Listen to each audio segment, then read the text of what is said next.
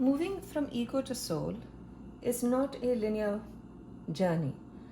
There will be times where we will wax and wane. There will be times when we go back and forth and swing like a pendulum.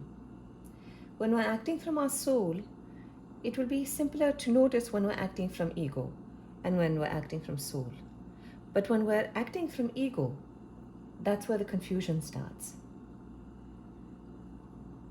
Because it is hard to see, some telltale signs when we introspect and retrospect are signs of the egos are when we're willing or arguing something. For example, success is not happening fast enough. The world is not in a proper place, it must be changed. Or someone is doing something not correct, or they have to speed up, or they should do this or should not do that. When our will is getting into the play, I am recovering but not fast enough, or this is not a recovery. When we start these type of conversations in our head, we are intervening with our will. Our solar plexus is getting in the way. Arguing. If someone by chance tells us we're angry and we retort back, no, I'm not angry. When we argue, chances are we're acting from the ego. Or if we're told we're sad or we look sad and we argue that. Or we look tense and we argue that. Or we look anxious and we argue that. Not being able to feel, not being able to see, not being able to listen are part of the traits of acting from the ego. Hence, willing and arguing. Another thing is collecting and accumulating. For example, oh, that is nice. We buy it. That too is also nice, of the same type of thing. That too we buy. Be it watches or plants or VCRs or certain gears, certain pens, whatever it is that we're collecting or accumulating for no rhyme, reason and logic, usefully speaking, we are acting from the ego. When we are collecting and accumulating, be it stones, be it gems, be it something that is wonderful, art pieces, whatever it is, there is a feeling of lack. There is a feeling of needing fulfillment. So we will collect people also. We need more friends. We will collect events also. We need more places to go. We will start accumulating sentimental things that are long gone from school or love letters or whatever it is. These all are coming from a place of lack. Also a sign of the ego. Wanting to change something outside that is quote unquote wrong. The other person must apologize first. The other person was wrong in that scenario, not I. They have to change their behavior before I can be nice to them. They have to speak to me decently before I can speak decently to them, so on and so forth. We are expecting the outside to change first, then only will we change. Shart, there is a condition. Understanding that the entire outside is a reflection of the inside. If we do not like the other person, for whatever reason it is, they do not speak nicely, they do not behave nicely, whatever it is, somehow or another we're holding the vibration of dislike. That is there in our aura, that is there in our frequency, that is there whether we express it or not. It is felt, it is present. The other person may consciously or unconsciously, they will pick up on it. They will also consciously or unconsciously react to it. Those around us will also react to it. Therefore, if we desire peace, if we desire the other person's temperament to improve or behavior to improve or whatever it is, first improvement has to begin with our self. We must first remove that disapproving vibration from ourselves before we can move forward. That does not mean we condone it. That does not mean we agree with it. That does not mean that we are okaying that yes, the person should be obnoxious and I will accept it and love it anyway. It is that you would accept this is what the situation is right now. Fine. Moving on beyond that now. It is like 2 + 2 = 4. Okay, now to continue with the equation in algebra, you don't hold on to the 2 + 2. You take the 4 and that you carry on with in the equation. Same thing. So we do not try to change something outside. We see what we have to work with, we fix what is inside, and then we move forward to improve on things. Fear of anything. Signs of the ego. Being scared of falling sick, being scared of an accident, being scared of violence, being scared of crime, being scared of losing money, being scared of not getting work, being scared of not getting enough work, being scared of losing a partner, being scared of infidelity, being scared of competition, being scared of speaking in front of a crowd. It does not matter. From a mosquito, from pain, from anything, old age, young age, going to tonight's dinner with relatives, it does not matter. As long as we are harboring fear, there is the ego involved. We must make note and move again past it. Understanding and seeing what we fear may not have any consequence, whether it's a spider, whether it is a bug, though it is very hard when phobia conditions, it is still something to be noted and acknowledged and understood. Running from the self via pleasures to distract. Now, that means I'm tired of work, I need a vacation. I'm tired of this, I need to go somewhere. Life is boring or unhappily, I need XYZ to do. Now that means food, that can mean narcotics, that can mean alcohol, that can mean shopping, that can mean people, that can mean relationships, that can mean anything. That we use to not pay attention to the self. Something is wrong inside. We are not feeling correct inside. There's uneasiness, there is anger, there may be frustration, there can be anxiety, there can be something unplaceable, there is some sorrow or some depression or something has come up that does not feel nice. To avoid that, to change the topic, to feel better or more happier, we seek distractions. Distractions, pleasures, is the ego. That does not mean to live a soulful life one has to be miserable. It just means the pleasantry should come from the evolution and from the connection to the divine, not from worldly distractions and trying attempts of attainment of pleasure. Next, thinking love, peace, and light are separate. There was a very interesting situation. A lot of times we try to hold on to peace, hold on to love, hold on to light. One part that we forsake or the ego misleads us to believe is that these are things to be had. These are not things to be had. They are natures. Naturally, we are love. Naturally, we are peace. Naturally, we are light. When we are anxious, we have held on to something. We have held on to a fear. We have held on to an anticipation. We have held on to a foreboding. Let go of those three, peace will automatically be there. Light. We've held on to a darkness. We've held on to an ill feeling. We've held on to an ill intent. We've held on to something that is blocking the light. Love. We're holding on to loneliness. We're holding on to separateness. We're holding on to being neglected or being unloved or being uncared for. Let go of these thoughts. They are not real. When we let go of all these things now, what remains are these three things. So when we feel like it is something to be attained, it is something separate, we are focusing and acting from the ego. Some things that can be used to recenter also. Affirmations. I am not the doer. I do not do. I do not rise the sun. I do not digest my food manually. I do not make blood. I do not orbit the earth. I do not make the planets go round and round. I do not combust stars. I do not create black holes. I do not create anything or do anything to make this universe function.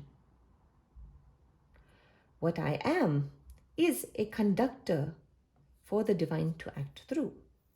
In other words, if I keep my will and arguing away, let go. If I stop accumulating nonsense, which also means nonsensical thoughts also of being good, bad, fat, ugly, stupid, whatever it is that we also accumulate over time. If we let go of wanting to change things outside because we think that the world is going to hell, if we let go of fear that, oh my God, the people are no longer good, or we have the fear of whatever it is, let go of that. Let go of running from self. If we sit here and listen, see what is it the insides of us have to say and do and show. If we let go of thinking that love, peace and light are something separate from us, that is something to be had or searched for, then automatically we let the good, the divine, the wonderful flow. We act as copper wires and it flows through us. Not only do we get charged through that, our surroundings do too. Next, I am and have enough. I am enough. I can improve on myself, but I am still enough. I would like to attain this, but I am still enough. I would like to learn this, and I am learning. I am still enough. I have enough. God has been kind. The universe has been kind. Life has been kind. There are many more things to be grateful for in our life than we realize, than we give credit for, than we care to notice. The fact that we're so busy on focusing on the one black dot in the center makes us ignore the rest of the whiteboard. And that is our problem in life. When we realize we have and are enough, we're not that one flaw or that one thing missing from our life, that if this one thing was not missing, then we would be perfect and life would be wonderful. That is not the case. There will always be something missing and something to add. Otherwise, we would become very stagnant. We know everything, nothing to learn. We have everything, nothing to work for, no purpose, no this thing. Something is a little bit amiss, or something is a little bit not so perfect, then we work towards it. It keeps us in motion. It keeps the universe dynamic. It keeps things happening. But that doesn't mean we have to do it discontentedly. I am content. I'm content with my puzzle that I have to solve. I'm content with my work in progress. I'm content in allowing what I am to become even better, or allowing my surroundings, whatever they are, to be even better. But I'm still content. I'm not saying they're terrible. I'm not saying they're bad. Having good emotions and good vibrations towards self and everything else around. I see and accept myself in totality as a work in progress. I'm not enlightened yet. I must be stupid. This is not happening. Oh, I have forgotten. Oh, I am not unable to understand. Oh, we start listing off all the places where we've gone wrong, things we should have known better, things we should have done better, things we can do better, things that we lack. All this whole list. No. We are a work in progress. We are better today than we were yesterday, and we shall be even better tomorrow. We are constantly growing. We are constantly evolving, collectively also, individually also, whether we see it or not, whether we notice it or not. We're allowing, when we accept that we are growing, when we accept that we are work in progress, when we accept that we are evolving, we are also allowing evolution to flow through us. We're allowing that growth to flow through us. We are conducting it. Yes, please come into my life. Elevate me. Elevate my life. Elevate my emotions. Elevate my thoughts. Elevate the way I function. I am safe. Whether we are sitting on a hospital bed, whether we are sitting on a chair next to the hospital bed, whether we are sitting at a funeral house, whether we are sitting in our home, whether we are sitting in the office, whether we are sitting wherever we are safe. Having that faith, having that conviction. Because in all honesty, even if we are sitting in a war zone, the body may get destroyed. We are still safe. The soul cannot be destroyed, cannot be cut, cannot be melted, cannot be burnt, cannot be nothing, dried out. It can not be harmed, compromised, anything. It can weaken in the sense where too many things get clubbed onto it. It gets covered. That's when we do all these things, it gets covered, so we can't see it. It's that one spark hidden away in the ash, in the fireplace.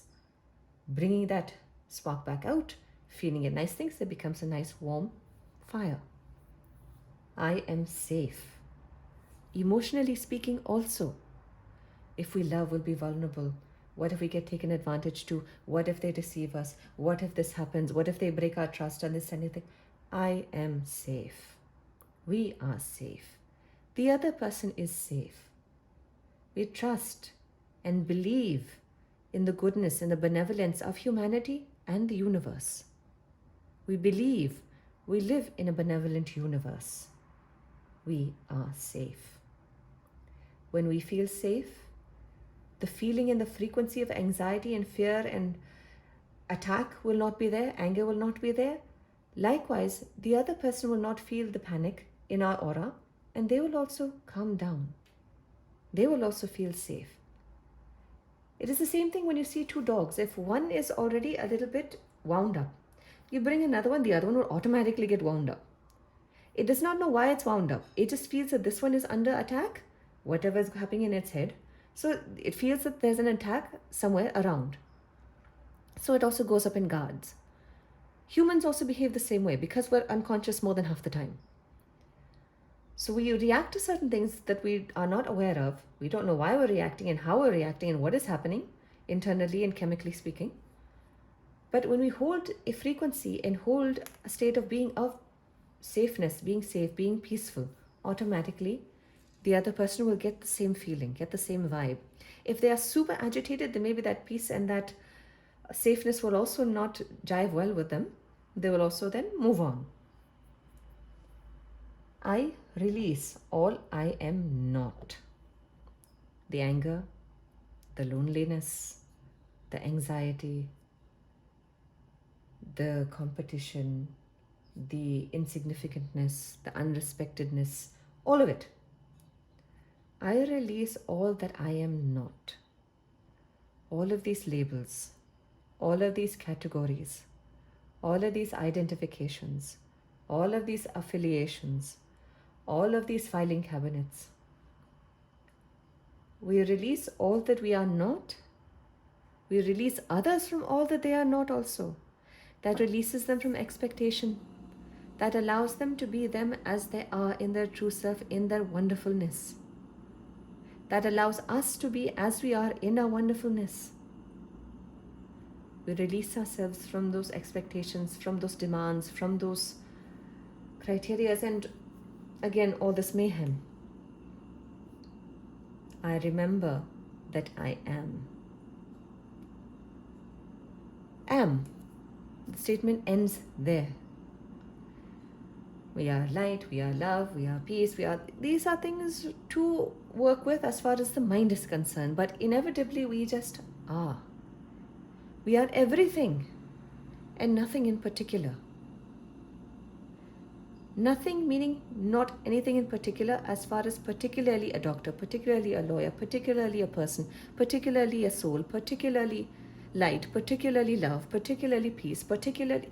As soon as we become something, a gun or a trait gets attached, some sort of dimension gets attached, some sort of something gets attached. When we are just am, we become part of the omnipresent, part of the omnipotent. We allow the omnipresent and the omnipotent to be omnipresent and omnipotent within us, in our life, in our existence, in our thoughts, in our mind, in every aspect of our being. We are. Eventually also becomes I am, because we start realizing that there is no others. There are no others. That is more of the Advaita or the unification of things that will, non-duality, we'll get to that later. But we remember that we are. Simply are. Good enough, well enough, work in progress, lovely, pleasant, peaceful, light-hearted, loving, lovable I am.